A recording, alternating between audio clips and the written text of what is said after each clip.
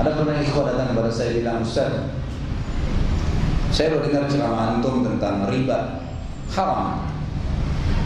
Baik Ustaz, Ustaz sampaikan hadisnya. Saya sudah dengar 1 dirham riba lebih berat daripada 36 kali berzina, lebih berat daripada menzinai ibu sendiri. Banyak hadisnya masalah itu. Saya mau berhenti Ustaz, tapi kalau saya berhenti, saya beri makan apa istri saya sama anak saya? Dia tanya kepada saya masalah itu. Terus saya tanya, Mas, umurnya berapa? 27 tahun Ustaz. Udah berapa tahun kerja di bank konvensional? 2 tahun Ustaz. Sebelumnya 25 tahun Anda hidup dari mana? Dia berpikir sejenak. Saya bilang begini aja, coba kita review hidup antum ya. 9 bulan pertama masih di rahim ibu, dalam kantong berair. Pernah nggak waktu itu antum berpikir, pikirkan nih, saya mau kerja di mana, saya mau cari makanan di mana, mau berteman sama siapa? Pernah nggak berpikir begitu? Nggak pernah Mas. 9 bulan antum aman. Ibu kita setengah mati nih, minum susu yang ada asam folatnya lah, vitamin, makan macam-macam. Setengah mati dia punya. Kita dengan hikmah Allah cuma saripatinya ditarik melalui plasenta masuk, hidup tuh 9 bulan. Gak pernah berpikir, gak punya ijazah, gak punya apa-apa, hidup. Sudah 9 bulan ya, antum lahir. Dari lahir sampai kapan kira-kira antum dibiayai sama orang tua? Sampai kuliah Ustaz. Sampai sarjana itu masih dibiayai sama orang tua. Baik.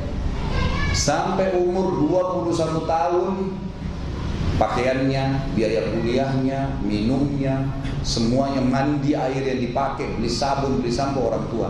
Saya bilang, pernah nggak?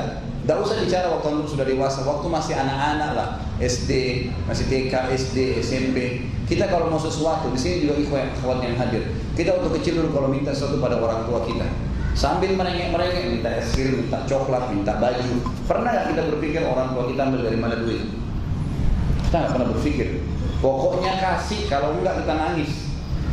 Ada yang Masya Allah anak kecil sampai tidur pun masih nangis. Besok masih diingat sama dia, nangis lagi minta sama orang tua, sampai orang tuanya kasih. Dia nggak pernah pikir dari mana orang tuanya kasih. Artinya melalui perantara orang tua ini yang Allah jadikan, kita tidak bisa milih juga orang tua. Allah sudah kasih, kita lahir, ini ibu kamu, ini ayah kamu. Melalui mereka Allah penuhi kebutuhan kita itu. 25 tahun kebutuhan Anda terpenuhi. Kenapa sekarang setelah jadi sarjana 2 tahun ketakutan? Nggak nyambung. Nggak nyambung, ini sudah jadi sarjana terus ketakutan rezeki. Dari mana ini? Itulah cara syaitan mengurung seseorang agar dia ketakutan. Dia lupa nih histori hidupnya. Terus antum mau saya jawab apa kira-kira? Kerja di bank halal? Nggak mungkin. Haram ya haram gitu kan. Tidak ada orang kalau takut dengan Allah Azza wa Jalla kemudian mau jual akhiratnya hanya karena seseorang menanyakan fatwa. Nggak mungkin. Jadi tinggalkan dan berpegang pada hadis Nabi SAW yang berbunyi, man taraka syai'an lillah abdalu khairan min. Siapa yang meninggalkan sesuatu karena Allah, Allah akan gantikan dia yang lebih baik. Memang begitu. Ikhtiar, coba. Dalam firman Allah Subhanahu wa taala yang berbunyi, a'udzubillahi minasyaitonir rajim, innallaha la yughayyiru ma biqaumin hatta yughayyiru ma bi anfusihim. Allah enggak akan pernah mengubah keadaan satu kaum sampai mereka mengubah diri mereka sendiri. Apa kata ulama tafsir? Ini adalah orang yang bermaksiat, orang yang buruk pindah menjadi baik. Ini tahap. Jadi dia kalau mau taubat, Allah kasih sinyal. Kalau dia tangkap, ya udah deh saya tinggalin, saya takut, saya tidak mau masuk neraka, saya mau masuk surga, mulai hadir di majelis ilmu. Nah itu karena dia mulai melangkah, Allah mudahin tuh nanti. Tadinya di sini tempat ini kerja, temannya semua buruk. Sekarang ikut pengajian, temannya semua sudah baik-baik.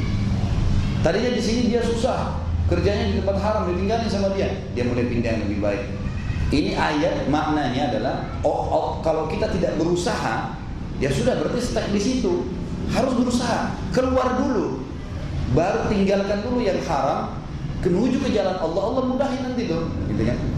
Ayat ini juga berarti orang yang sudah baik mau menjadi lebih baik, itu juga bisa.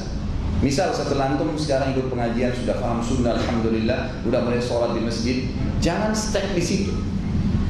Jadi diri menjadi lebih baik lagi. Kalau selama ini cuma performanya saja, cuma karena jenggotnya sudah pakai kopiah, udah azan di masjid, apalagi nih? Tanyain, apalagi yang saya harus lakukan ini?